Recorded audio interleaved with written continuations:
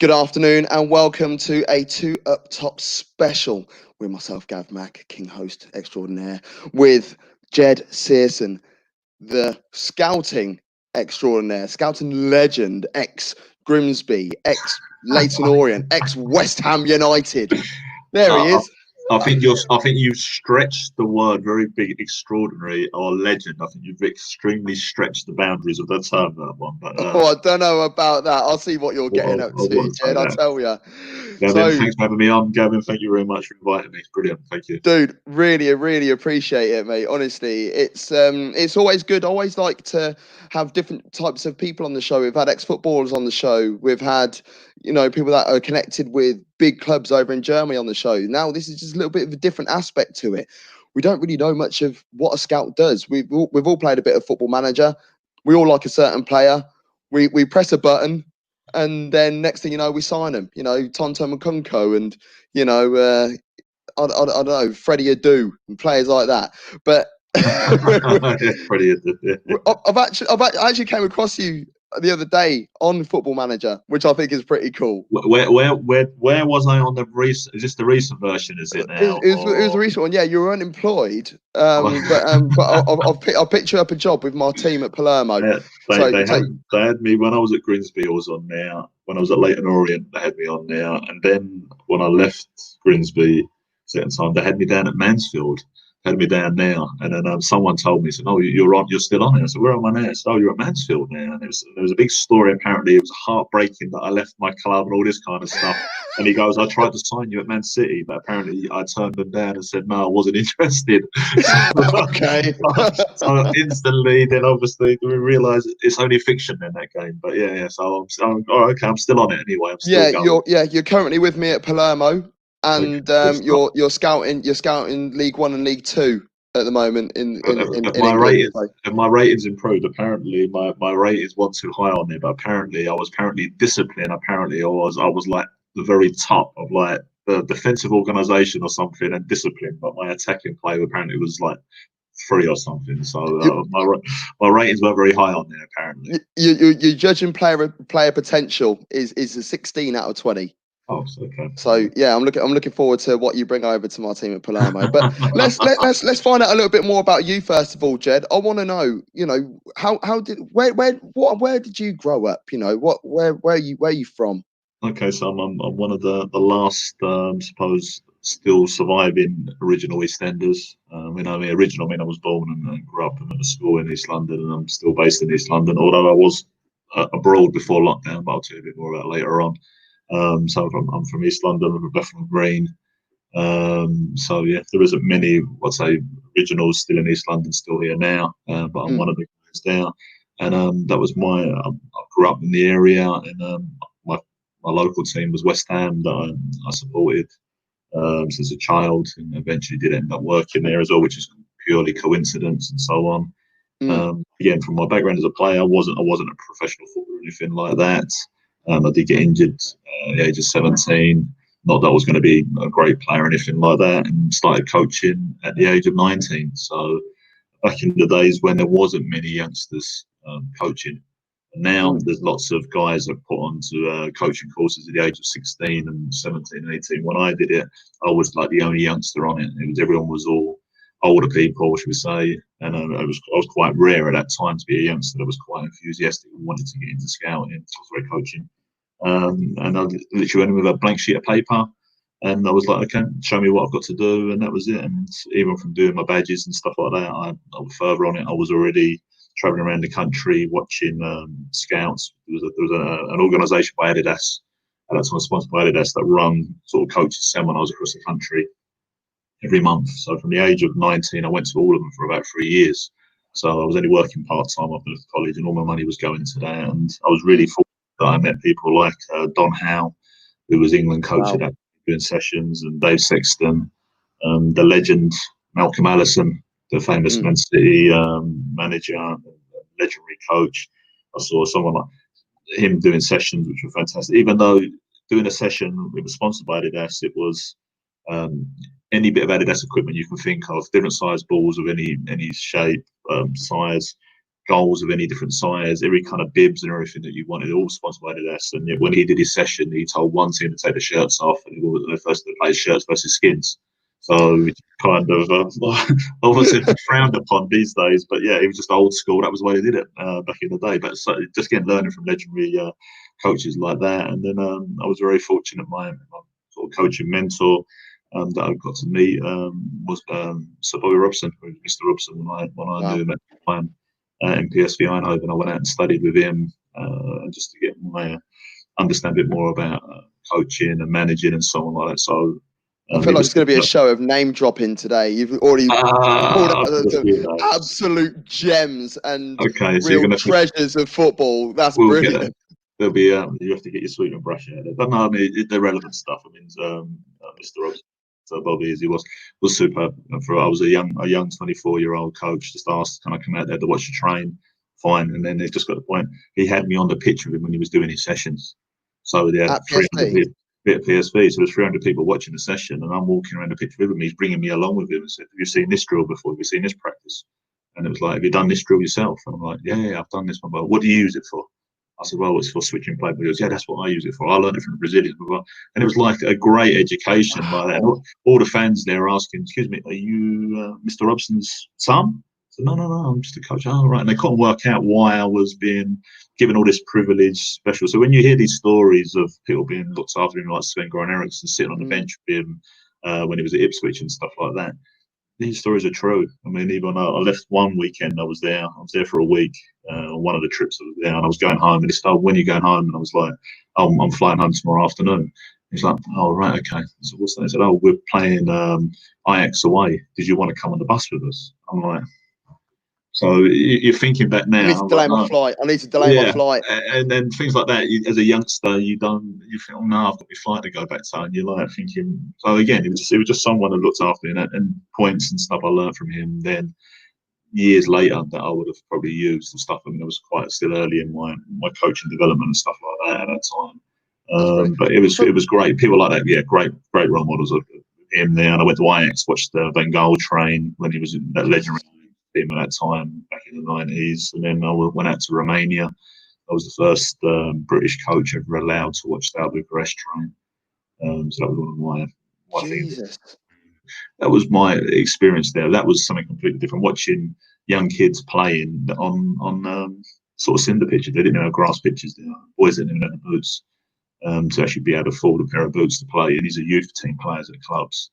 But you can see great talented players, but all kind of sort of street footballerish, very sort of one-footed, but sort of technically very sharp and game intelligence, very kind of like the original street footballers type mentality, kind of knowing what's going to go on. But again, technically could be a bit unbalanced, one-footed and so on, like you see a hedgy and so on like that. So technically, a lot of their technique was just picked up from the streets.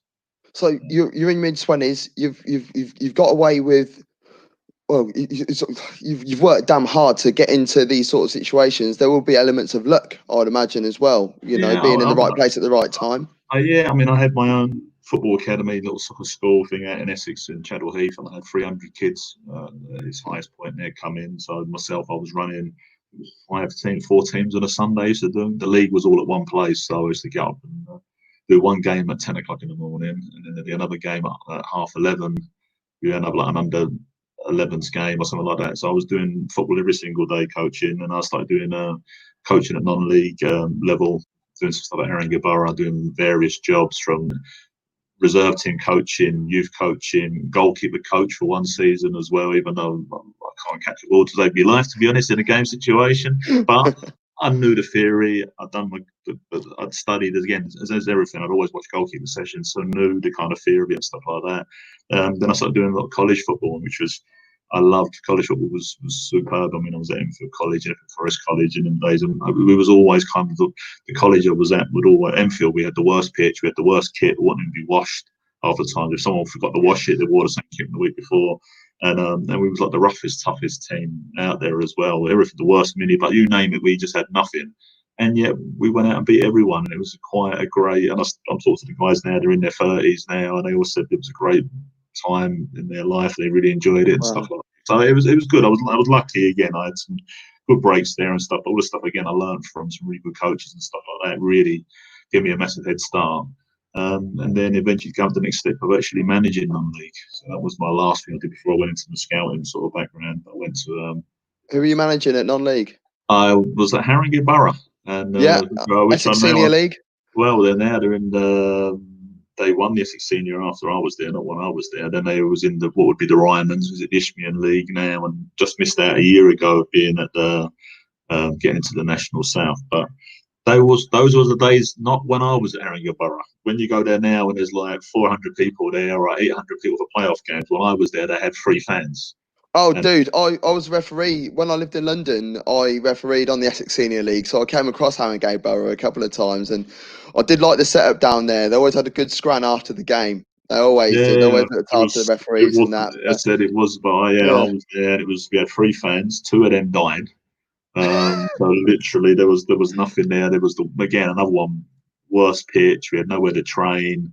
There was sort of no real budget there and stuff like that. I came in there and the club was all but relegated, which was the thing nearly every year with Haringey at that time. It was almost nearly relegated. Another year they got nearly relegated. Got brought in at the end of the year, and literally just got loads of the college boys I had in there before. Literally, Paul Favors got some sort of ex-pros came in on very, very small little expenses. Yeah. And somehow we went for a mad run, about 5 wins in a row, and got out of relegation trouble and survived. This team literally put this team together and was fantastic. We've done this great thing. It was a great achievement for the young kids to kind of get through, survived. And then the next year was expected to do the same thing again with no budget, which wasn't so easy. Yeah, really struggled all year, got our act together by the end of the year, and went on a mad run of winning games again. Ended up with 35 points, which was like, that was normally like a mid-table one. And that was one year that we actually got relegated on a point. Normally the team got relegated at about 12 points. We ended up with 35 points and got relegated. It was just something mad, so really, really unfortunate and stuff like that. Again, it was for me, it was a learning curve. Again, I was only 30, I think it was 31 at that time. I was still quite relatively young. I wish what I know now in football back then would have made a massive difference as well. Of course. Then went to Waltham Forest after that, the year after. Yeah, no, Waltham Forest as well. In the Ryman's League again, and another club, usual situation, bottom of the league, no money, no budget, no chance, no help. And then how hard is it to try and keep the players motivated when there's no money? Because I saw it a lot from my time in the game. I was doing a lot of semi-pro up in Northamptonshire, where I live now, and when I lived down in London. And you'll get teams that are paying nothing at semi-pro level. You get teams that are paying 20 quid, 30 quid a game, and then someone will put a 7-dayer in and offer them 35 quid a game, and how do you keep hold of them? It was a nightmare. That was the whole thing of it. You see, every year you're trying to put a team together. So I said the Haringey Borough team we were putting together, the young college lads and so on, and then I went to Waltham Forest again, which is a higher level again. And it was you're playing against clubs now that are turning up with sort of 400 supporters and stuff like that. It was a big step up. And then I think the second game I had in charge, we played Dartford away, which was under their brand new stadium and everything. Lovely like that. New ground that is, yeah. There was 2,000 people at the game. We turned up in a minibus and we had to park the minibus in front of a lamppost because the back doors wouldn't lock on the minibus. So literally, we had nothing. We had the kit. We didn't have from 1 to 11. We had one of the lads at the wear number 15 or 17 because the number 5 shirt got nicked. So we had literally we turned up with nothing. And they'd been winning like 7-0 every week, and our boys wasn't on any money, no budget or anything like that. And then like I said, I had college boys again, boys that had worked with me previous to Haringey. I was at another club, London Asper, literally about a month in between there as well. They played at London Asper. They played at Mile End.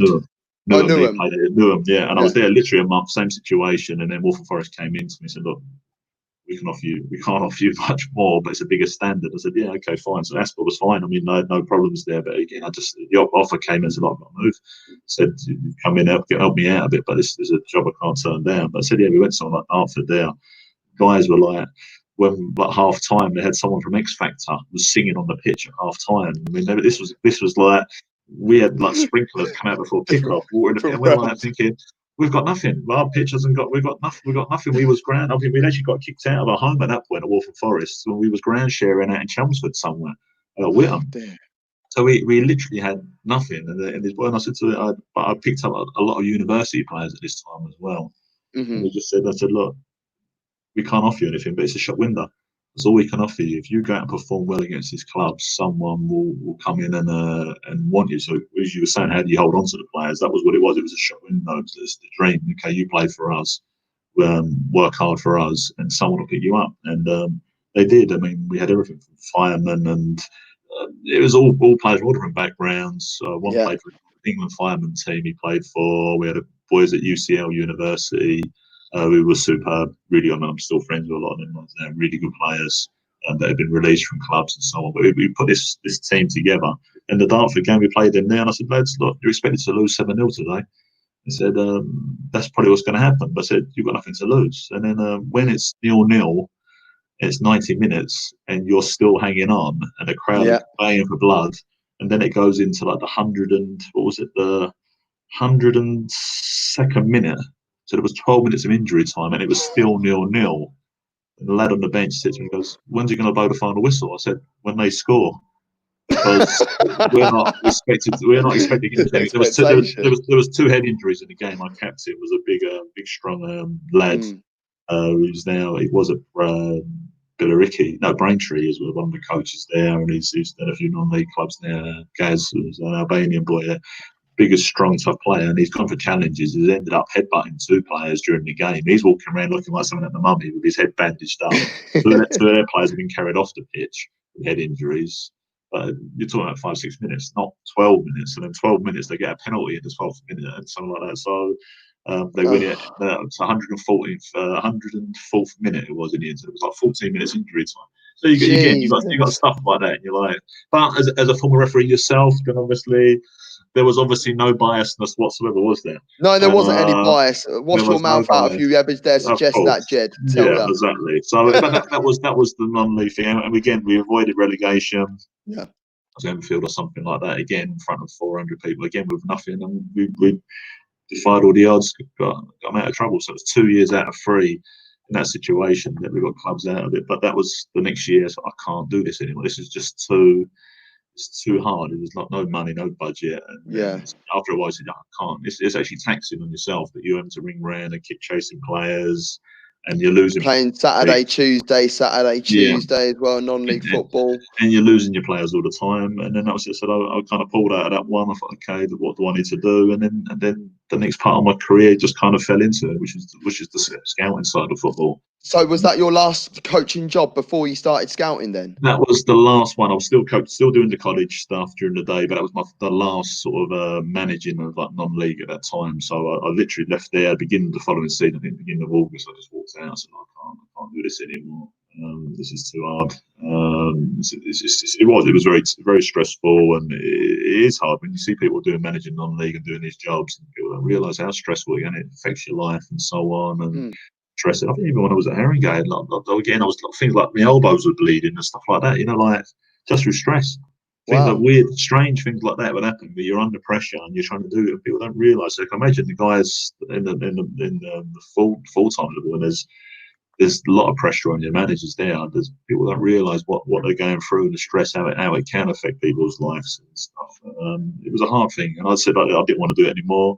And then I literally attempted to do my first scouting report, which was a game Brentford versus Bury. Was my first. So what made you think, right, okay, I'm just going to have a look at these teams here? Were you looking for a job as a scout, or did someone sort of give you a little bit of information first? No, there was something at that time. There was something.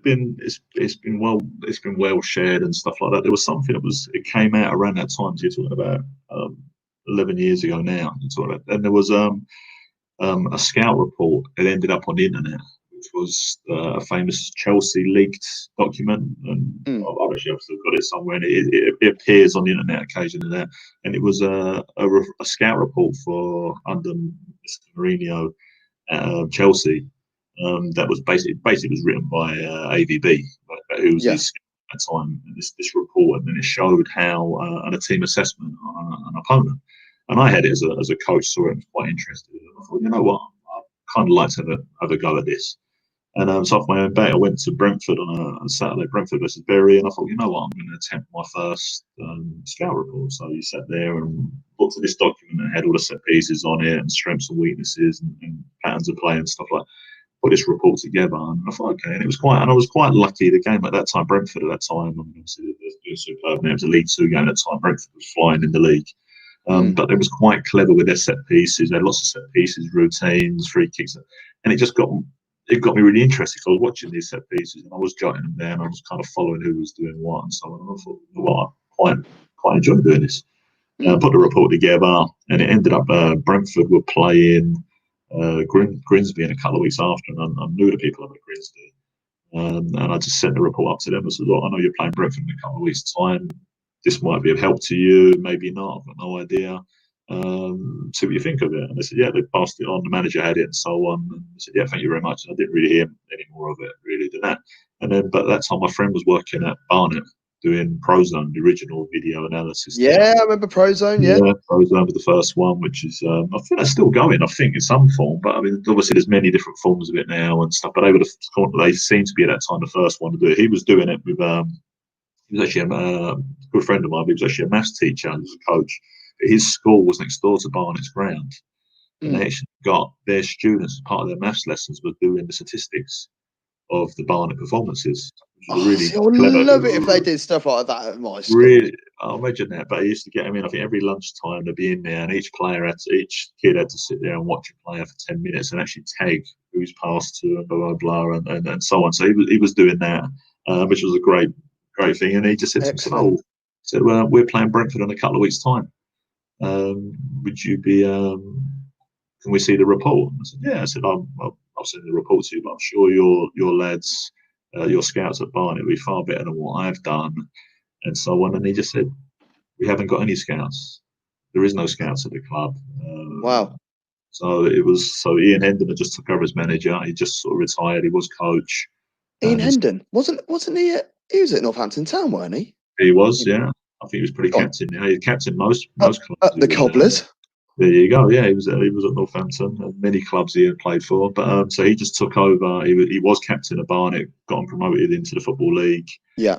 So from the old conference, and he won that. And he was the league winning captain, and took over as a young manager.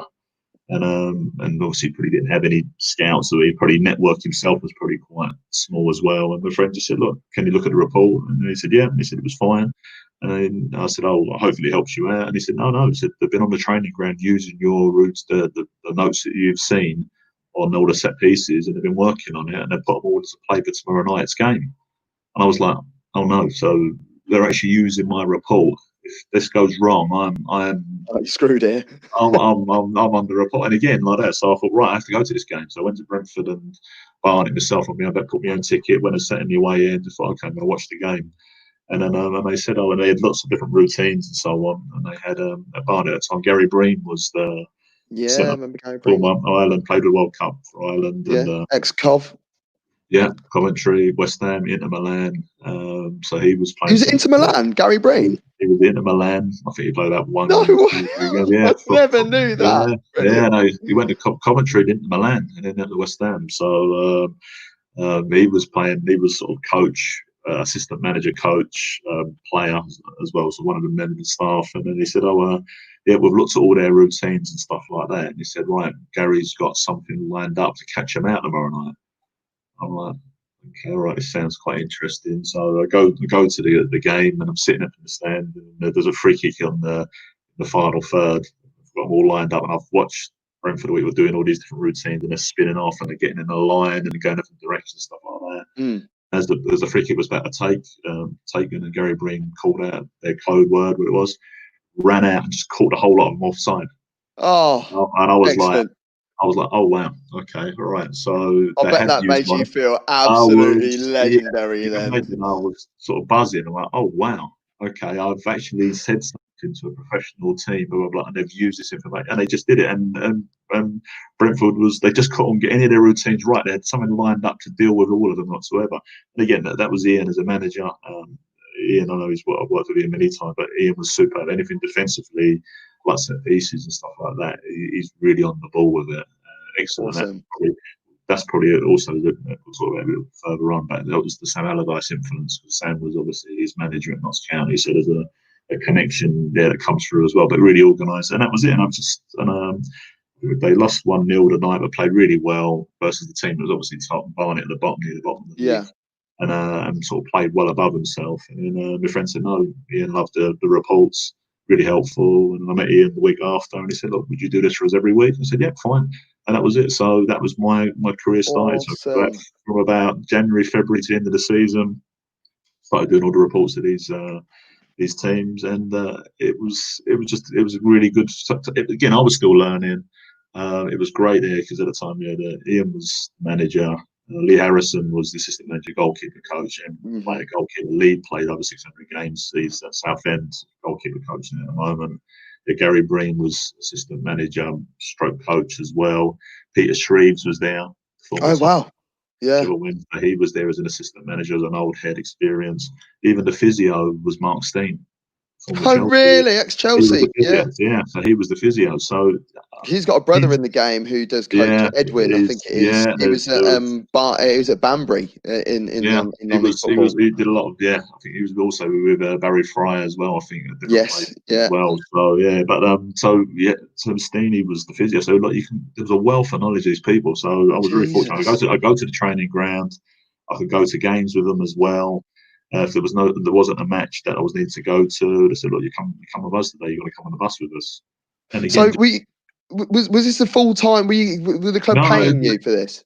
No, this is again. I started off literally. I was on, I think, about 25 pence a mile.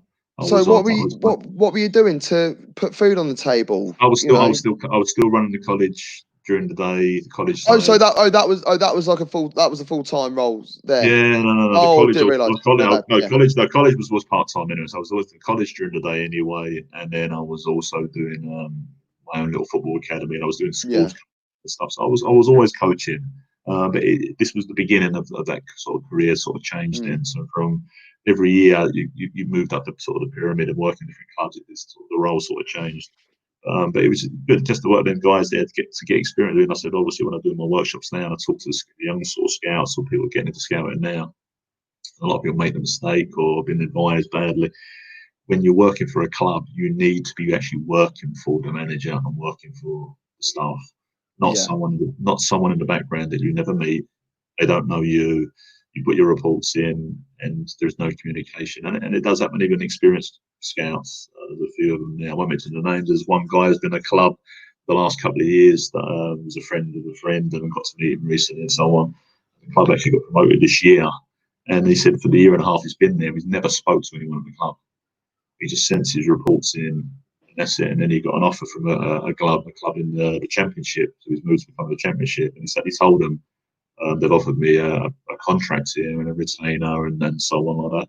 And then, funny enough, he gets his first phone call from the club saying, imagine that, we don't want you to go. Typical. And he said, you haven't spoke to me for a year and a half. And they said, no, your work's been brilliant. They said, look, there's no feedback or anything like that. So that's something with scouts. It's something that really is a bugbear of mine, but also scouts need to know you need to be part of it. And I was really fortunate. Ian took me under his wing. And I said I was at the training ground most days. And if I put a report in, they'd come back and say, no, can you add this into it? Can you change that? What about this? And again, it was just great to get that feedback from him and actually someone that explained to you. So you was learning as you go. And they said, can you add this into it? Can you put that into it? So I was developing. I was always, from a coaching background, I was always educating myself anyway. So I was still trying to find information out there. How can I do it? But also the stuff that I learned as a coach, I put a lot of information from that side of things, from the coaching background. Put that information to it as well, and we did great. And it just got the funny thing was it got really sort of silly at one point. I think it was about the first 15 games that I did for Barnet. We never lost. It was this mad run was going, and it wasn't like I was consistent. I might have done 4 games, and then there was a couple of games I didn't need to go to, or wherever it was, and actually went and watched the game, and they may have still won, I may have lost, but it was about 15 games, and I became like this angel of death. Wherever I went. The week after, we knew we was going to get a draw, we were going to beat them. But it got to the point where, again, football superstitions, I had to wear the same suit. I couldn't not change the suit. And I had, at that time, I think I had one suit that I wore to my friend's wedding, which was too big for me. And then And I had to literally get the belt and tighten the belt, even tighter on it and stuff like that. And then the belt had a sharp buckle on it. And again, and if I went to the bathroom or anything like that and wasn't concentrating and just under the belt, I'd slice my thumb open. But I literally couldn't change this belt. So I had this scar on my hand that was constantly bleeding all the time where I forgot to do it. But I couldn't change the suit. So literally every single week, same suit, didn't fit me, out of date, tie, everything like that. But I couldn't. It was just this thing. It was the winner. It was the winner. It was the winner. So it was 15. So it went from the end of that season when we avoided relegation into the beginning of the next season. This suit had to be worn. And when I told the others about this suit, that was it. Then they said, "No, you can't change it." And then I went on the team bus with and we beat Northampton. Actually, Northampton on a Friday night. We beat Northampton on a Friday night, and we actually went top of the league at the beginning of the next season.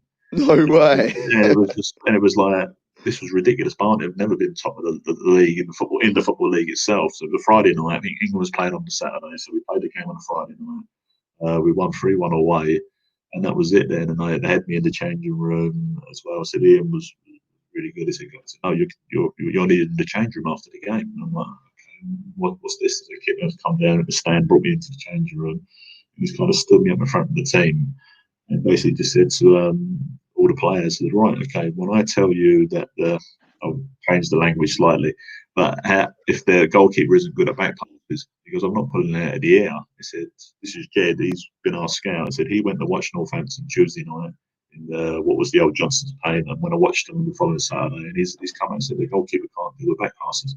So when I tell you to do it, you make sure you do it." And I had me do it. And then he actually went into, because obviously they didn't perform very well in the first half, and he actually laid into them and said to them, "Jed works harder than you lot do." So actually they were being brought in as praise, but also they were getting a rollicking because they weren't living up to my standards. That awkward moment, you're standing there, I'm really talking about, yeah.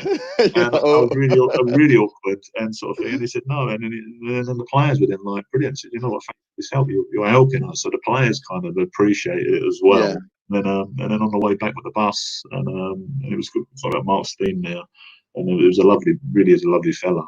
And Mark just said to me, he said, "Joe, can I just tell you something there?" I said, yeah. And I always remember he said it. He said, "What Ian's done there today and actually passed on praise to you, managers don't do that." So really, really, really rare that a manager, when he's doing something well, the manager will take all the glory and all the praise. Yeah, of course, managers, yeah. He goes from all the managers he played under at Chelsea and Luton and so on. He said managers don't ever do that to the staff. He said he's been very honest there. He's passed on the praise to someone else, and it was true. And Ian was probably one of the only managers really to ever really do that. And that's deserved, clearly. So, but unfortunately, a lot of managers don't do it. So I think it was the thing. I think Roy Hodgson said something a few years ago when he did a lecture I was at, and he talked about coaches, and it's the same thing with scouts. And it says, was it, "Don't be upset when you don't receive any praise. So even though you do deserve it," he said, "you're probably not going to get it." And he was right as well. And that goes with scouts as well. So the scouts across the country and will literally work so hard for their teams. They've got teams promoted and found gems for them and stuff, but they'll never get that praise.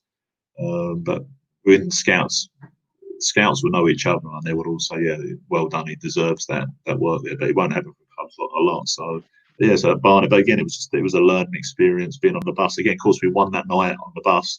Imagine the that. Next time we played Bournemouth away about 2 weeks later, and they said, "Look, no, it's a midweek game, come with us again." I had to sit in exactly the same seat. Well, I had to change the routine, the whole thing. It was the whole thing again. So it was kind of learning what clubs are like. As we got into town, I ended up moving seats and sat on down by the bus driver. I had to do the same thing again. It was all this kind of routine. I think we drew with crew, I think, as well. So again, it just continued this sort of thing. So that was the start there at Barnet. We survived the first year. We survived the second year there as well. Ian left at the end of the season, went to Gillingham, and he invited me to go to Gillingham with him. So I moved to Gillingham with him, and worked on the Essen team for the first time. So Andy was my second. Blast from the past, that one as well. Andy's still going. I spoke to him a week ago. He's at Dover at the moment, and so he's still working hard. But Andy was my second manager, and remember the first day I went to the training ground there. Again, I was doing opposition scouting again, so they were sending me all over the country to watch the opponent. Still in League Two, and the first day I went to the training ground, and there was the players were all huddled around together in a big bundle. I think, what's going on over there? And then sort of as it opened up, like a child's table, like a picnic table or something, was at the training ground, and Mr. Akinfenwa, who was playing for Gillingham at the time, was arm wrestling someone. So that was my Why first. does that not surprise me? My first sort of taste of Gillingham was watching Bayo What's arm a big wrestling Bayo? someone. Just arm wrestling one of the other players, and all the players are all trying to cheer on this other player to try and take him on. And of course, he lost. But that was my oh wow. So this, and I had seen him playing when he was at Northampton. Yeah. Funny enough, that night when we beat him, went top of the league at the time. And so Bayo was the centre forward, and I spent the season with Gillingham again. Again, still just defining my technique and understanding more about the opposition scouting and trying to sort of develop my technique and improve as a scout again and again. There's another manager to bounce ideas off. Hess again would have different ideas. Can you add this into it? Change that. Also, it's all about it was a learning curve all the time, trying to understand, because there was no real guidance out there. There was no courses. It wasn't really internet. Obviously, it wasn't as developed then as well. There wasn't much out of no books or anything like that. So the only learning you could learn was from working with managers and again getting feedback from them as well. So no, I spent this year at Gillingham. I think we missed out on promotion by about a point from the playoffs or something like that. And then again, I thought, okay, right, let's move on again then. And then it was just a real strange one in the summer. Ian Hendon again got a phone call from Sam Allardyce to come and work at West Ham to be part of the backroom staff there, where he just took over when he left. So I was very intrigued to find out a little bit more about the transition. Just for everyone, you're watching, you might be listening to Two Up Top with myself, Gav Mack, and scout extraordinaire Ged Searson. You could his website is going along the bottom of the screen. It has been throughout the whole show as well. S4 Football Recruitment Workshops.com, and I'll put a link for it on our page on all social media, and you'll be able to book on to Jed's courses as well. So just little note on that one. West Ham. West Ham. Where were they at the time? Were they in the Championship or were they West in the Ham? Premier League? They've just been relegated from the Premier League. Sam McGaff come in obviously during the summer and brought in Kevin Nolan was brought in as the sort of big signing to kind of get us back promoted.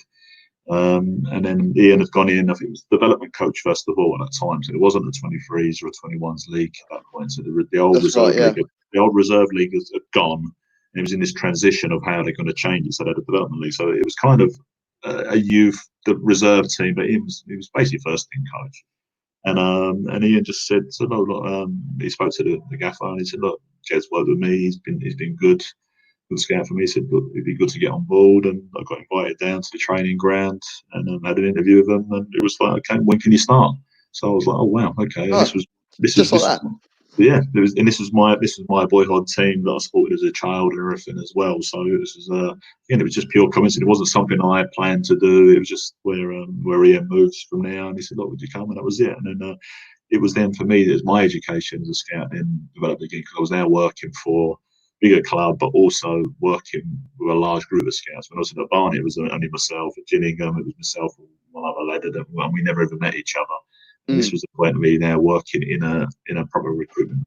So there was a lot of scouts there, like experienced scouts that have been around for many years as well. And then I was understanding a little bit more about player recruitment. So I was still. I was going to say, because was this still opposition, or were you starting to move towards looking at individual players? This is both. Then, so I was still at the weekend I'd still be doing opposition scouting. So slightly different. Where previously, when it was myself working with Gillingham and Barnet, I'd be out going watching the opposition's last game.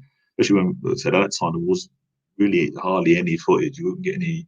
There was no Y Scout at that time. Scouts haven't really had any footage as well, so there was no video. This time, really scouting a lot was still with eyes. To games. If a scout didn't go, that was it. You didn't get any. You don't know anything about the player. You know nothing about the player. I didn't know nothing about the team. So you still have to go out and watch games. So the weekend I'll be out doing games in the Championship, trying to watch clubs there. So doing the opposition reporting there, and then midweek they'll send me to. If there was not a game on, I'd go and watch maybe a League One or a League Two. Maybe another Championship game, maybe a European game in London if Arsenal was playing or Spurs was in Europe, whether they'll send me to do one of those games as well as for player recruitment. So I was starting to understand a bit more about the player recruitment system and how the information's used and how it's put together, and different scouting tasks as well. Again, because obviously before that I was still only doing opposition scouting, which is a specialty. It's an art to doing it as Yeah, well. of course, yeah. Because there must have been some times when West Ham are a big club, well, a much bigger club than the clubs that you're at before. So when it comes to player recruitment, you'll be looking at certain leagues, or certain, you might even look at the lower league, Premier League side, so to speak, and whether they could feed in. How easy was it to attract people using the name West Ham to come to the club, sort of Yeah, thing? I mean the How did that biggest thing work? that first, it was weird because that first season again, because you're in the Championship and you were aiming to get up, and it was a bit of we had to go up in one go, because if we didn't get promoted that year, the budget was going to be severely cut again. So it Yeah, was really all or nothing. We had to get promoted. When you're trying to recruit players, again, you don't know what league you're going to be in next year. And it's all the same problem. All the clubs like Leeds and West Brom and so on are going to be facing the same situation. yeah. If they're going to go up, they should go up. Like Brentford be in the same situation now. Are they even looking for players now for Premier League, or are they looking for players for Championship next year? Yeah. And that's the point where it's a little bit what you're trying to recruit. The boundaries are slightly wider because you can't really narrow it down yet. When you're in the Premier League and you know you're going to be in the Premier League next year, and you know that you need a centre midfielder or someone, like, it's quite easy. When you're in the Championship and you don't know what league you're going to be in next year, so it was a bit more difficult. So what you're watching, you're looking for players that potentially, yeah, you'll do a job in the Championship next year, or this one's going to be a player with the Premier League. But also you've got players there. I think there was a friend of mine went to watch one of the England games, and I said, I used to get to a lot of all the England matches as well. They send me there, Yeah. and there was a scout I knew there, and he was like sort of laughing. He said, "Why are you here for? Why are you watching? Who are you going to sign here?" And I said, "Oh, we're probably not going to sign in these players, but within a year or two, we probably would be." And eventually we did. We had Andy Carroll signed. So he was Oh, trying to there be a you bit. go. Yeah. He was trying to be a bit like, "Why are you here? You're only Championship." I said, "Yeah, but you don't know what's But going to happen in the future." then you also look at the opposition, because like I look at, for instance, I was watching But the England that Kosovo game. saying it, that day I was there was England Brazil, so we weren't going to sign in Oh, Brazil. okay, fair enough. Yeah, I can't see you doing any but of that. but you're saying, yeah, But the England Kosovo. yeah, So yeah, I watched England Kosovo, and they've got a player, Berisha, who plays out in Italy. Good player, and he was clearly a standout. But then there was other players that were featured that aren't at big clubs. So surely going to these sort of games, minus yeah, the yeah, Brazil game, you'll be yeah, able yeah. to have a look at the opposition and think, yeah, you are competing with England at the moment, and They used England to, I used are to a get, whole different I used to get, echelons. I used to get sent to Cardiff to go and Mm, watch Wales play a lot. In Wales, we were playing against like these, whatever it was, like I think it was Slovenia and Montenegro. So there's quite a few like Eastern Europe, and again, you'd find players there, and you think, you know what, he's not bad. And then yeah, again, and these players eventually turn up on the radar, and someone signed them. Man City signed them. Someone like there's players out there. So yeah. you're watching everything from all kind of levels. And as I said, at West Ham, there were scouts that would do France every weekend. That was their job. They went to France every weekend, Hmm. following up, chasing players there. Awful job. Yeah, horrible job. Yeah, yeah, fine on that. And then there's guys there that covered Spain and Portugal. There's one Yeah. guy that would cover Italy. One would cover the Scandinavian. You know, it's a big region to Well, as cover. I said, you're covering League One and League Two. I'm sorry to keep you in the country, but from our Palermo side, you're doing that. So we're looking around everywhere. There you go. You see, that's what happens when you're playing Football Manager. You see, people don't realise this stuff that goes on. And then I got done. Then eventually, after 3 years of being there, then I was sent out to do some games abroad. If there was a scout wasn't available to do it, I'd done a game on a Saturday. Would you mind going to do this one on a Sunday? And then I got sent out to France to watch some games and stuff there as well. And you do the same thing. It's just building up knowledge. But again, it was just working at West Ham there. The requirements were bigger.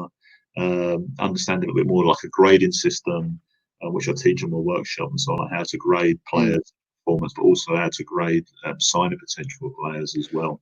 Right, I Now, want to ask you a little bit about that, because I'll answer as much as you can. I don't want to get you in trouble or anything like that. But when you were at West Ham, were there some players that you were like, this player is the nuts, and you need to sign him? and they haven't gone on and signed him, and they've gone on to bigger and better things. You talk to all scouts. People keep asking you. This is one question you get asked. Who have you spotted? This is like someone's like, who have West Ham missed out on? Yeah, and sort of like that. And the thing is, it doesn't. The way it works now, but you don't go to a game to watch one player. And this is the thing: when you go to a game and you'd be watching all 22, and you'd have to go back and do a scout report on all 22 players and the subs as well. And which is a bit of a nightmare task, but you'd have to do it. And it was a chief scout myself. We asked all my scouts to go and do the same thing again. So when they asked me, first of all, I think I had to go to Crystal Palace and Burnley. I think it was okay. You're going to do a report on Saturday, but you got to come back with a report on all 22 players and subs. And I was like, ouch. How did it? And he said, no, you'll be fine. You'll be all right with it. And I did. And we went to the game, and you just got to it, and you do it. And it's not perfect. You get the thing. You end up with more information on some players and less on other ones. But what you would do, you'd be grading the players' performances, signing potential. And it used to be like an A was obviously a must sign, a B was sign, strengthen the team, C, I'm not sure, maybe a squad player, and so on like that. And you started putting the gradings in. And that's how clubs start identifying players. We're just consistently getting good grades and marks and stuff. And my grades alone could be my grades, and then it could be yours, Gabby, and then it could be someone else as well. And they start collating all the information together. So when you start saying, "Oh yeah, I recommend this player," and they didn't sign him, and there is times you actually say to someone, "Go and sign this player," but you're recommending players actually every single week. You're watching players all the time. So there would be like. Case example, at that time, Leicester they was in the Championship at that time, wasn't really ever going to get promoted at that time. But Schmeichel was playing, Kasper Schmeichel was playing in Golden. And you're watching and you're thinking, he's really good. And I watched him when he was at Notts County. When Gordon Eriksson at that time, I was at Barnet. Yeah, I remember that, and Sol Campbell played his one game there, and Lee Hughes was the striker. I mean, they're a superb team. It was ridiculous how good they were at level. And but you see him then, you thought he's a good goalkeeper. So again, he would probably be, when I was watching him, I looked through the reports there a while ago, and he was getting A's and B's every week. You just thought, this guy is a really top class goalkeeper. And he has proven that. And he won the league as well. So what more can you go? Yeah, exactly. But you see players like that. I mean, talking more about you're saying about players you get spotted and stuff like that. I mean, that's more now, not so much on the West Ham, but what I've done since I've finished working in club, my own recruitment company. We've covered France. Every week, French League 2, about 3 seasons. The amount of players that we've highlighted and spoke to agents, spoke to clubs, and said, look, you need to look at this player. And Guzi was one at Arsenal straight away. And Dick was a player, was there, I think he was 17, just turned 18 now. I think he was going for about £1 million. As a young centre back, you looked at him. He wasn't perfect. He was okay, left-footed as well. Went to Frankfurt for £4 million, and by the end of the season, he was valued at 32 million. And you're like thinking, mad, isn't it? So it's from a £1 million player that you're thinking someone could go at him now. Ben Rama was another one. Ben Rama, good player. He was at Nice on loan at Châteauroux. And just every week, consistently getting really good reports. And I don't think, you know what this guy would do over here. Bank goes to Brentford. Okay, they've got something there. Now they're talking about him going to Chelsea. Wow. Talking about Villa last year. They're talking about Leicester and Chelsea. And you're like, yeah, we see him about 3 years ago. This wasn't hard to spot these lads. You can go out there and watch them. Bianda, centre half at Lens, played 6 games. Went to Rome for £10 million. And Gome was a young 16-year-old who last year played in Milan. Some about 5 million, made his first team debut the other week before lockdown. There's players there, so there's loads of them. But yeah, regarding West Ham, when you're watching, when you're giving reports on every single player, you're not picking out 1 or 2 players. Every week you're picking out loads and loads of players to be watched. So, but I spent 3 years there. So the first year they were doing the opposition scouting, got to the playoff final. We beat Blackpool to get promoted, so got in the Premier League. So that was, for me, was a great achievement. Say that I actually worked for my club that I supported and actually helped them win at Wembley and get to the final. We got promoted. Premier League was brilliant for me. It was just great to work at the top flight again. Obviously, the hospitality, the scouts. Oh, I love it. I just love the media pass and be able to wander around and that sort of stuff. I love that about the game. I love it. Yeah, you go someplace and you go to places like that. You go to Newcastle, even like kind of Newcastle, and then for a 12:30 kickoff. and then and having breakfast there. And like the first time I ever had breakfast, I actually had a breast of chicken as part of breakfast, like a full English. I'm like, what, chicken for breakfast? Yeah, we do chicken up here. So like literally getting up there at 11 o'clock and having a full English, Brilliant. being a mountain of food, and you think, God, it wasn't like this when I was watching. No, and like that when I was refereeing No, and stuff. no, I come think the on. hospitality that I really like is down at Watford. I can't remember the lady on the door on the media section. You go down there. I think her name's Sue. Brilliant lady. I went down there 3 times in the space of about 6 weeks, and the second time I went down, she was like, "Oh, you're right there, Gav." I was like, "Oh my God, she remembers me." It just made me feel so like mad at Well, market and that. And it then was, yeah. I used Wolves, to you get looked go in, after there. go in, Love it. go to Man City and sit in Oh, it's lovely at bar, City. a bar that used to be at the old stadium that got moved over. And it's just like it's like a memorabilia of Man City in the room now. And yeah, I know there Yeah. was the thing about Alex Ferguson complained because the referees go into that room as well. And I know Hmm. Alex Ferguson was complaining at Man United at that time, saying that the referees shouldn't be in that room because it was making a bias covered in all this memorabilia. But I sat in that room, and I remember looking in the room, and it literally had so much memorabilia, it was actually on the ceiling. Had some of the Really? pictures. It was obviously it was the bar in the old main road when that was part of the deal when it was knocked down. This guy actually owned the bar, so he was given this bar, which was basically the players' tunnel, to make this thing. So you go there and yeah, I mean, I mean, all the places you talk about, the lovely stadiums, the best hospitality you'd ever go to, the best food. Is still Morecambe, of all the places where you get their No, pie, I these disagree with you. award-winning pies, the I, award-winning pies that were I, the best I, pies in the land. You go there, you they are can't. good pies. They are good pies, but uh, Margate is my favourite. Margate, you've got like a choice of 6 different things that Sheffy's been cooking all day. Oh, I love it down Yeah, there. there was Try tops and of. try and feed you off with I doggy bags and can everything. tell you the top that one was Kidderminster. Going to Kidderminster and had home cooked food, and you can actually have a bolty if you wanted, a shepherd's Oh, pie, all in trays, all pre cooked. And you just go, so rather than saying I want a burger and chips, no, I want shepherd's pie today, or a curry. They had it oh, all in these excellent. trays, and they literally pull off the trays to you. And I thought, well, so that was probably the best bit. The football wasn't great there, but that was. No, it's not. But that was at that time there. But again, so I spent that time there at West Ham. It was a good experience going to the Premier League and again competing. The first year we was there, we ended up 10th in the Premier League, Hmm. which was great for us. And then there the second year, it was 10th at the time. And flying again, we was doing really well. I left before the end of the season. There was a few things I wasn't happy with, so I bought out of the club about March when we was 10th in the league again. So I can sort of the 2 years I spent in the Premier League, we were 10th both times. It didn't end up 10th Mm. after I left. It didn't end up 10th at all, but it was a great experience to work there. But it was me. It was more a learning curve of the working with the scouts, working under. Obviously, Sam was obviously a really good manager to work under as well, and just to learn a little bit more about. Funny thing, I said I was still doing my college at that time. The first year I worked at West Ham, and working and watching him at the training ground and so on like that. And my college side that we had at Richmond at the time, it was a good side, but we could never really get promoted. It was always just a bit short of what was really needed. Yeah. And that 1 year then, when I was working at West Ham and learning from them, um, we just had this amazing year that we went 39 games unbeaten, 39 games for a college team, which is basically the same amount of games and won the quadruple. We won the league, won the county Oh, cup, won the local schools cup, and won the national cup. oh, And brilliant. we had the most organised team at set pieces you can ever imagine. It was basically everything I was getting from West Ham and From all this West Ham, stuff, you're feeling it down to the doing all the goods. opposition reports. So we had everything again talking about like that. There was all code language, sign language, you name it, everything we had. We was the most organised team of defensive set pieces and attacking set pieces than Awesome. anyone ever before. But we had a good group of players. But again, it was taking the information from professional football, set pieces organised, even stuff that I've seen watching set pieces when I was doing opposition reports, and then taking it back to the college team. Become this like all-star winning champion team that like broke the history, like won the most Look at trophies that. in their history and stuff like that. It was taking that from there, and it was great. It was just learn from that, but like obviously working under Sam, organised at set pieces again. You didn't concede from set pieces. So It how did wasn't you allowed. move on?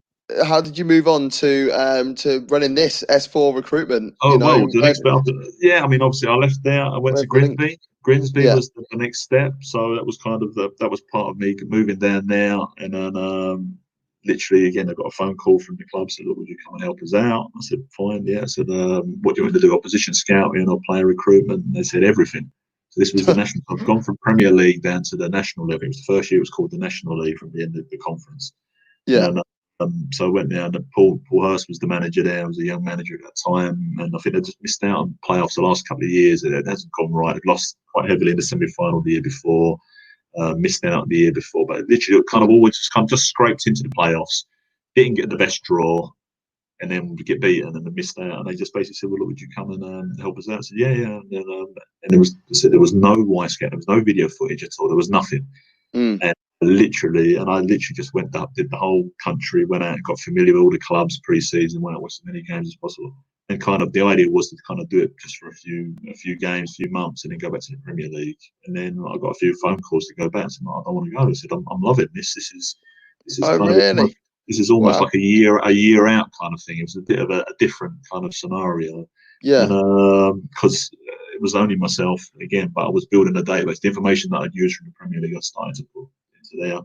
And we went on a mad run of games again. I think we had the best away record of any team in the land. We had lost only Wow. two away games all season, Excellent. which was an amazing thing. Got to the playoff finals and lost on penalties to Bristol Rovers, which was absolutely a killer. But Paul was a really good manager to work with. Again, he'd ask what the information, the feedback from the reports. He'd ask you extra questions and would use the information, which is what you want the manager to use, the information you're giving him, and also he needs more information. We did it, so I did it out absolutely. That was probably the best year of football ever. I was proud to work for the club there. Getting to Wembley, gutted to lose penalties, and it was a shame, sort of thing. And then Leyton Orient came in.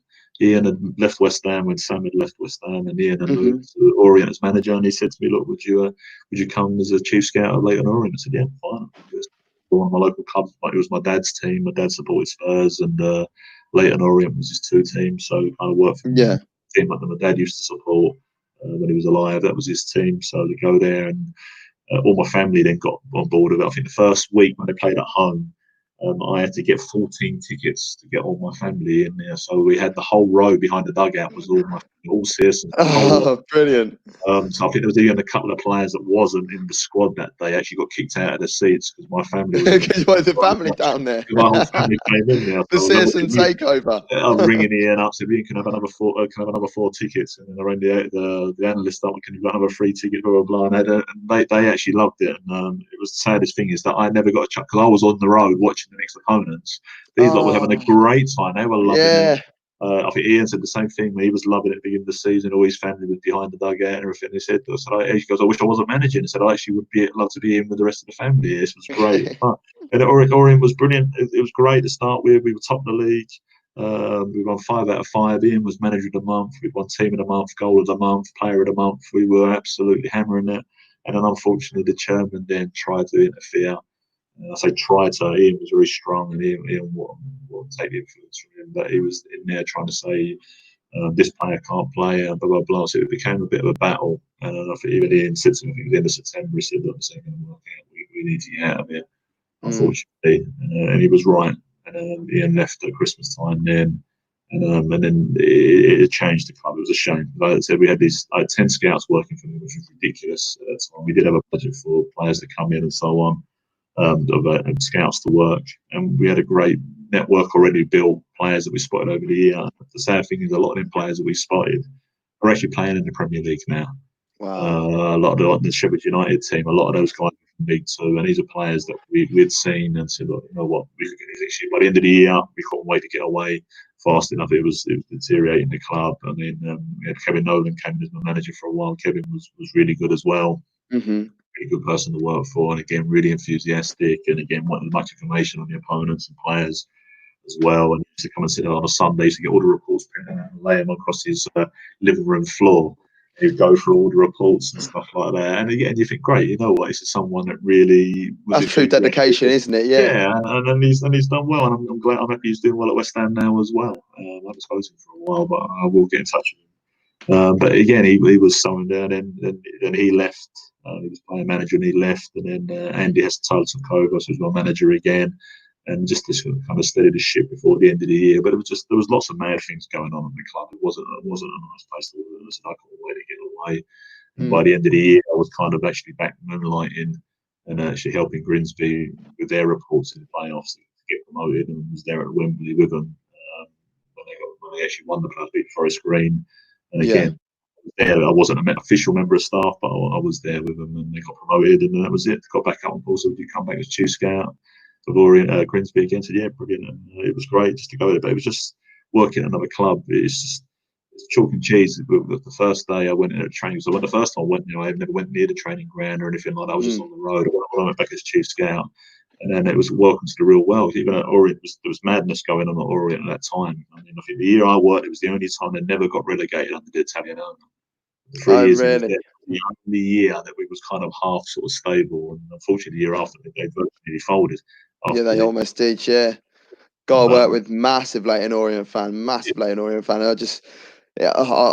see his pain. You know, what's gone on. It was horrible. But I said, even when we went there, there was a budget there of stuff going on, and there was like an army of, again, Ian was manager, Lee Harrison was goalkeeper coach again, who's obviously worked at West Ham with us at that time as well. Andy Heston-Tyler was there as assistant manager. Kevin Nugent was there as coach as well. Kevin was another really good coach and an Orient legend as well, really lovely fella to work with as well. Although you wouldn't want to cross him. If he was angry, then you want to cross him. But yeah, but really nice fella. There was a start with loads of fitness trainers in there, really good medical staff, everything like that. I went back to Grimsby again, and then I was in there, and the players had eaten in the canteen. Went into the gaffer's office, come back again, and all the washing lines was across the. Sorry, I lost everything. All the washing lines were across. The washing line was going across the canteen. They didn't have a tumble dryer at the club. What? They had no tumble dryer. They used to have to hang the washing across the like, wow, this is like, so you gone from a beer to you're like, wow, sort of thing. So again, you just realise that every club's different, and the staff there was literally Paul was the manager, Chris Doidge was the assistant manager, the physio, and the goalkeeper coach.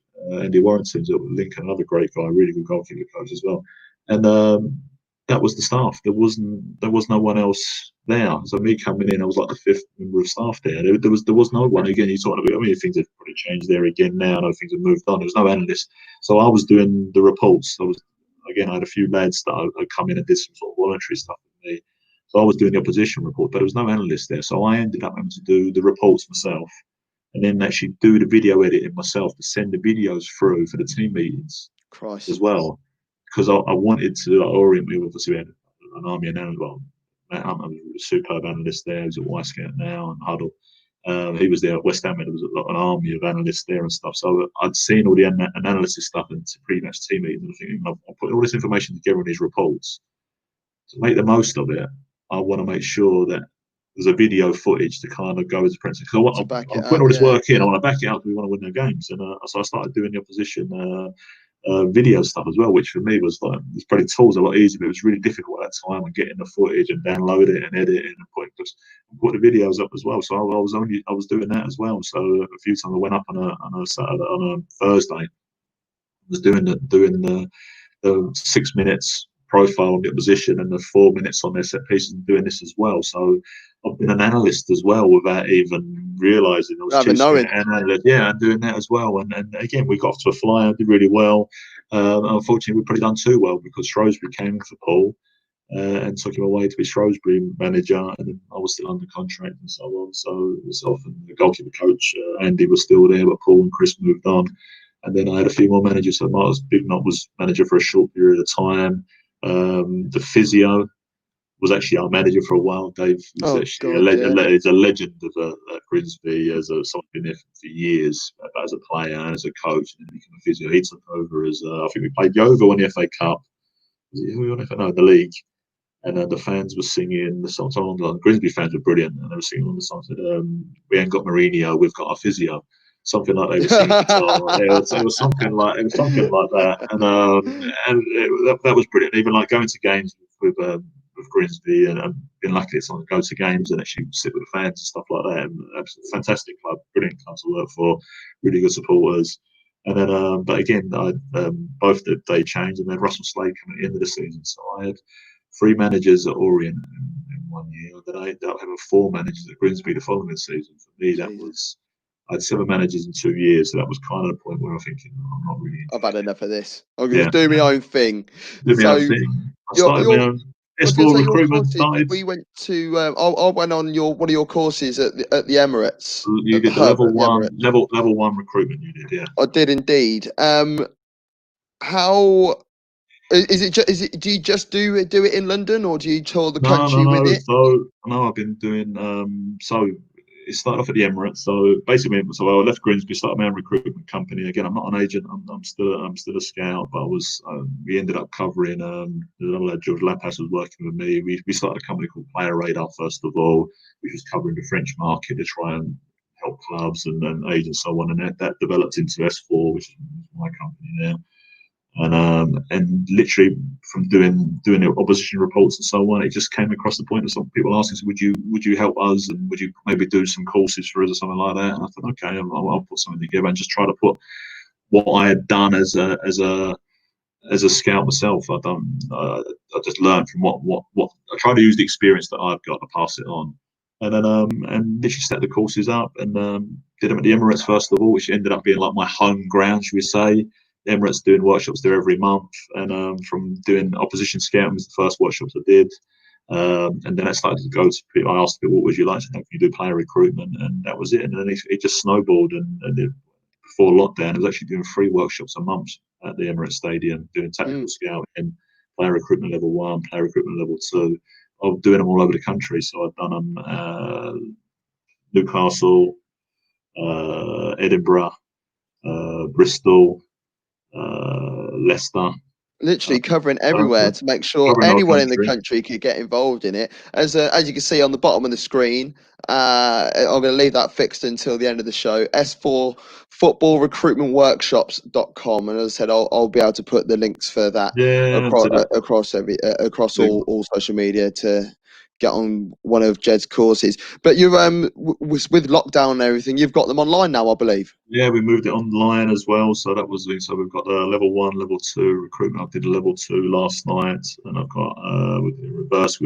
I've had so many people do level 1s, and we're doing level 2. So at the Emirates, it was 30 people a night was turning up. Yeah, it was almost like the night you was there. I think it was like I could barely get a seat, and I turned up early. It ended up being like the hottest ticket in town. It was quite funny because it was just getting to the point. It was selling out every month, and it was scouts, coaches, people that want to get into scouting, but also people involved in the media like yourself, but also agents. A lot of agents got onto it, so it started to change. Then agents started to pick up on it as well.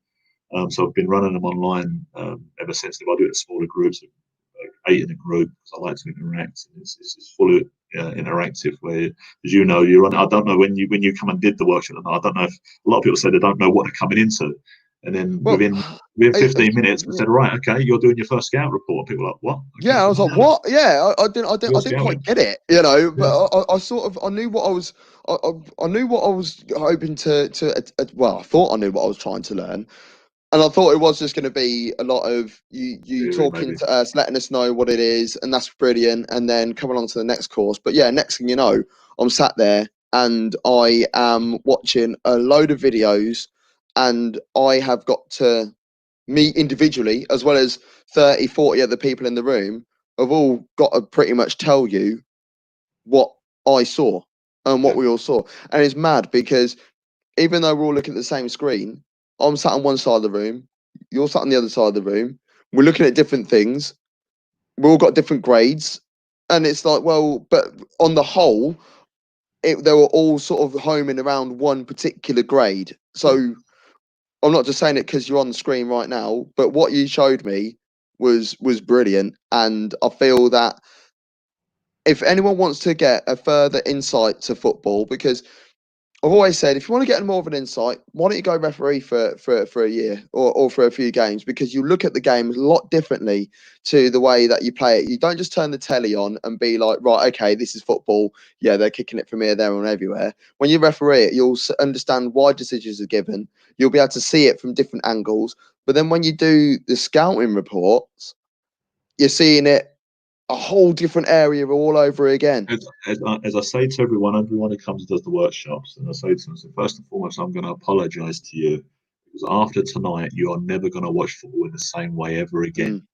So the days of you being a football fan and sitting back and enjoying it are kind of gone. You're going to watch the game now from a different insight. You're going to be watching it and looking at assessing players. And the people laugh, and at the end of it, and they go, "Wow, yeah, I've just totally looked differently." And again, we've got some people on there that have got a coaching background, probably like myself, and there is a transition from coaching and scouting. I think it does kind of go in hand in hand. Or someone's been a mixed pro or something. But there's people on there that've got no sort of real football background, are football fans, and they've come onto it and they're just looking at it differently. And we had one guy when it was one of the workshops before you came onto it, and that night, and I think Ireland were playing Switzerland or something at the same time in a Euro qualifier, or it was. So when we had our little 10-minute break, and a few of the lads were watching on the phone, and this bloke just shouted out, I said, "I can't watch it." I said, "I can't watch this. I'm now in the zone now. I'm Yeah, watching I'm and scout zone. and everyone burst out laughing. He said, "I don't want to watch. I can't watch it. I'm not watching that now. I'm now in the zone." I said, "I can't." And he said, "Already." He's changed. I just thought it was great what he said. He said, "No, I'm in the zone now." So I'm already looking at, I'm trying to assess players. And again, it was just breaking it down and really trying to get the roots of it and basic observation techniques and so on, and then how to grade and assess a player with a structure. But also, when you come on the workshop, I said straight away, I said, "Okay, we do it from stages to stages. All right, we're going to watch a player now in a moment. All the players are from the French league, guys that I know, and I always say to everyone, you're watching players here that hopefully that you don't know. So you don't have his left foot, you don't have his right foot. It's not watching Pogba. You know what he does. This is something that you're going in blind." And then I always, think that's what I love about it as well, because you are completely oblivious to these players. You've got to make a judgment on these players. You know, your passing range, is it short? Is it long? You know, how often do you command that area of the pitch? Do you use your left foot? Do you use your right foot? Do you dip every time you take the ball? Do you run? Do you stay? How many crosses do you put in? There's so many different areas, so much criteria that you're looking at in a player, and you think it's not just a case of, oh yeah, he whipped a decent ball and I like it. Yeah, he's got a decent spray on him. Yeah, you know, there's just so much more. There's so much more to it, and again, it's just the players I pick on those clips are always there for a reason as well.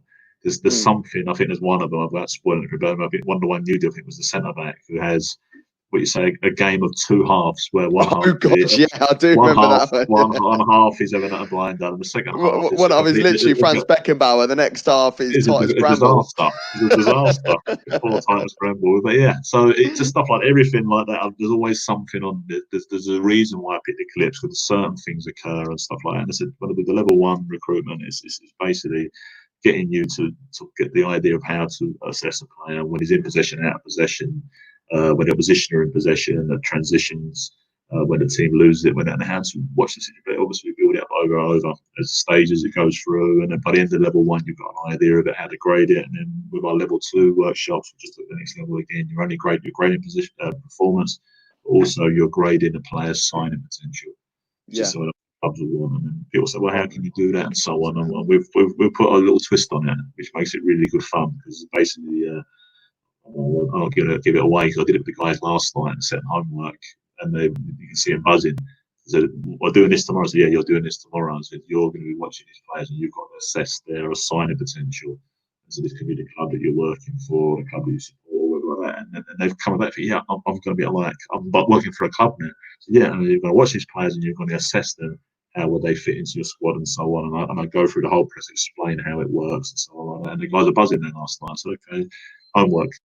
Do some preparation for this, blah, blah, blah. And they're all doing it. They did it last week. It was funny. They all come back in their list of people, like children. People just got excited and want to do it.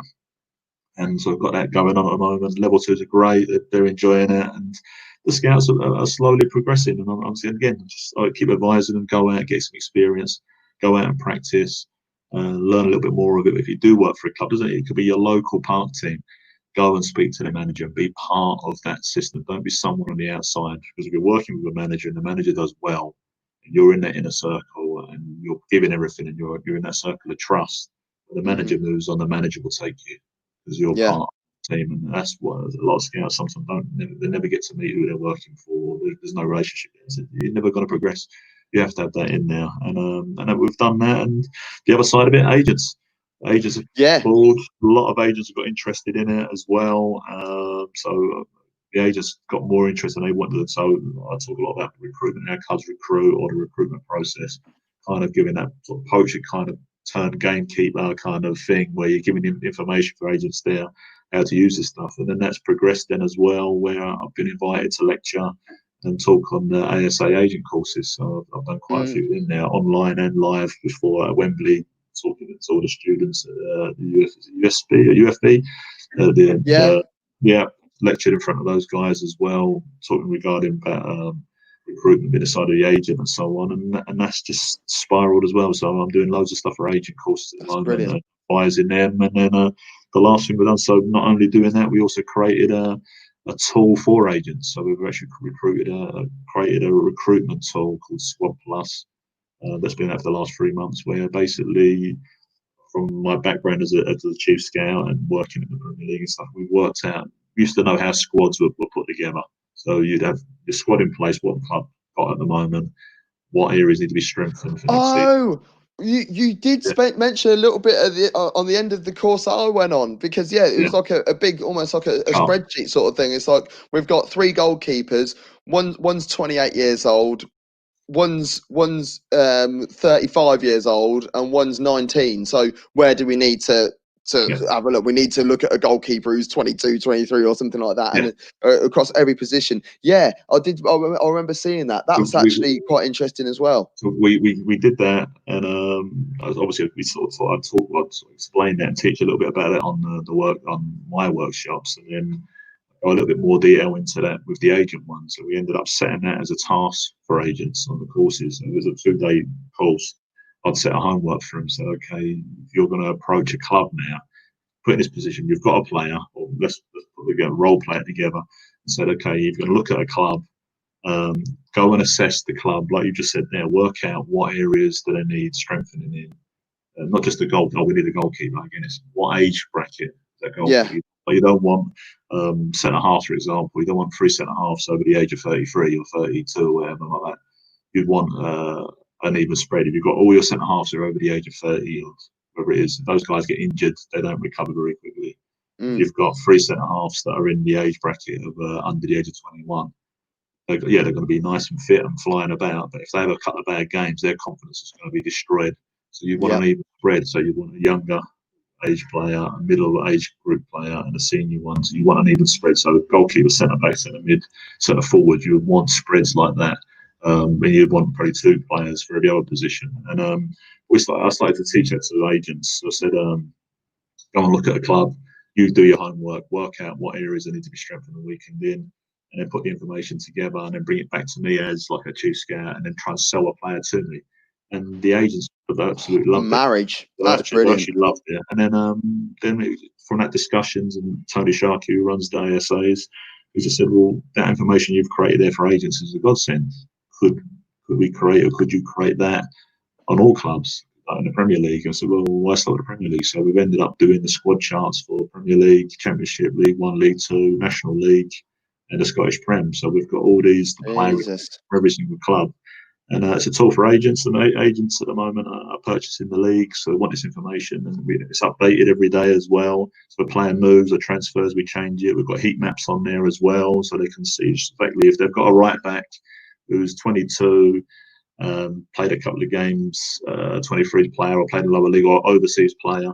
From the charts, they can see exactly what clubs that person is to ring up. We've even got the contact details on there, the people with the clubs, not the phone. Wow. We have the LinkedIn and so on. So who to recruit, who to speak to.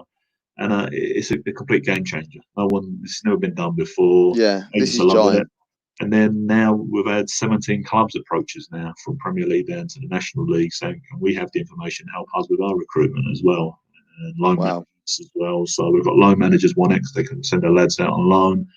We have a free agents list on there as well. And so it's spiraled. It's been an interesting year. It's been a year of doing workshops that have started from, like yourself, coming to the Emirates. When I did the first one, I think I had about 12 people on it. And the next one, there's 30 people sold out every night. So then doing the agent ones, then doing this, and then and now I've got loads of stuff. I'm booked in to go to the Middle East to do some workshops there. I got this week. I got someone asking me to go to Central America to go and do some workshops with the clubs down there. Well, I've been asked to go to Africa to do stuff in Nigeria, Scandinavia, and it's great for me. It's great, and I've had a couple of clubs. I had one club in the Premier League this year asked me to go back and do the opposition scouting, and a club in the Football League asked me to be a chief scout again. You're right. I'm enjoying doing this. I actually love. I lost a little bit of love for football after when I working at Orient as well. That kind of lost a little bit, and then also watching so many games, and you're watching 300 games a year or whatever. It takes a little bit away from you enjoying football. But then doing the workshop like yourself, when you come on the workshop, working with the guys that night, it's a buzz working with people. People are walking away and they've actually really enjoyed it. I thought I've learned something. Exactly. It's actually the fact that I haven't walked away thinking, oh yeah, that was really good. I've told loads of people about it. It's a joy having you on the show, so people that are watching the show can learn about it. You know, we've got listeners all over the world via our podcast as well, which is brilliant. So people will be able to listen and learn more about it as well, especially if you're going to all these places in Africa, Central America, here, there and everywhere. Just spreading the word of what you do, and I think it's absolutely brilliant. Once again, if you are interested, I've seen a couple of comments come through about wanting to sign up. If they do want to sign up, are all the dates on your website? They are. I mean, we literally just finished. We've had a bulk of them. We had 4 workshops in a row. So the last one finishes level 1's tomorrow night. I think there's about 1 place left on it. And then I've got a new batch coming out from next week again. So I'm having a few days rest and then going out again. So there'll be level 1 recruitment, level 2 recruitment, and also my first baby was the tactical scouting. That's coming online as well. And we've even got a goalkeeping specialist one coming on as well. Lee Harrison, Southend goalkeeper coach, who's at West Ham and Orient and Barnet with me. We're doing a goalkeeper scouting, and that's never been done before. So there's a few different things to look into as well, and the agent stuff as well. I can contact from me as well. LinkedIn for me is the best one. Gav as well. That's how we met first of all. I'm on LinkedIn. If you want to get hold of me directly, there, add me on LinkedIn. And he's actually really good at replying as well. He's very responsive, is Ged. I will respond to everyone. If you want to learn or find out anything more, the website is going along the bottom of the screen. But yeah, just message him on LinkedIn. Really make sure you do. Ged, it's been an absolute pleasure having you on the show today. Thanks for taking time out of your. I know you're a busy guy, so the fact you were able to take some time out of your day for me, I feel very honoured. Really no problem, Kevin. It was lovely to meet you again. I know you come down to the workshop that night. It was good to see you. And I said, as we spoke on there before you started insulting me about my beard. This is my lockdown look. I've never had a beard in my life. It's a jealousy thing from my end. That's all I've got. It's a jealousy thing. So obviously I'm doing some more level 2s in a couple of weeks' time. It'd be great to have you on there again as a guest as well. I'd be honoured, mate. Absolutely honoured. You'll enjoy it as well, which is quite good fun. But no, thank you for having me on. And I said I'm sure we'll be up again. But also, the guys, anyone's got any further questions or anything? If you've lasted this long listening to me for an hour and 20 minutes, you're doing fantastic. I went to Bo Robson's house in Eindhoven on a Sunday afternoon. He invited me after training and said, "Do you want to come around and watch Chelsea versus Leicester on telly?" And I went, "Yeah." And the house was the original Ronaldo's old penthouse in Eindhoven, which is the best house in Eindhoven. It had a dropping it out there. It had a retractable roof in the front room. You can imagine that. And so Bobby said that part of his deal was when he went to Eindhoven, he wanted that apartment. He wasn't having that apartment. He wasn't coming. But it was a part of his deal. He knew that was the best apartment. We sat there watching football. I'm chatting away to him, and 20 minutes later, I turn around and he's fast asleep on the sofa. So for you guys to last in an hour and 20 minutes, you've done absolutely brilliant. Really. Well, Carl's been there the whole time. Longer than Sububby did. Anyway. We're going to be very interesting. He's one who particularly he said he'll be signing up for it. But if you hang around there, Ged, I'll see you on the backstage. But for everybody who's been watching, we've got shows constantly. If you go to our Facebook page at Top Football, you'll be able to see a list it comes out every Monday of all the shows that are happening during the week. This week we've got our reviews and preview shows as normal, and then we've got our watch alongs again on Sunday. We've got some big games, got FA Cup games, we've got Tottenham versus Leicester in the league, we've got Chelsea versus Manchester United. We're going to have watch alongs for both of those as well, so make sure you tune in for those. But for myself and Ged, once again, thank you and ta-ra. No problem. Thank you guys.